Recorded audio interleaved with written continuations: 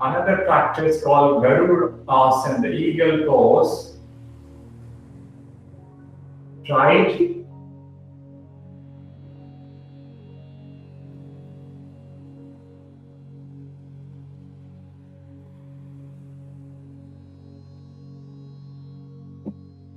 So this is over the left leg. First coil is over thigh, other coil is over the calf.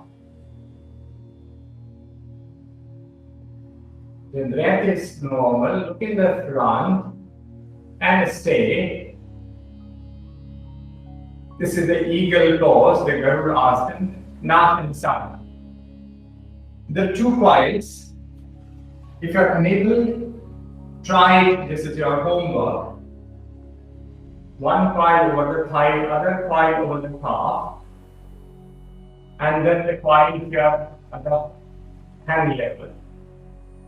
The breath is normal. Look in the front and count 1, 2, 3, 4, 5, 6, 7, 8, 9, and 10.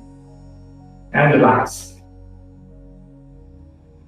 Relax the body, take the body, impact of this balancing asana.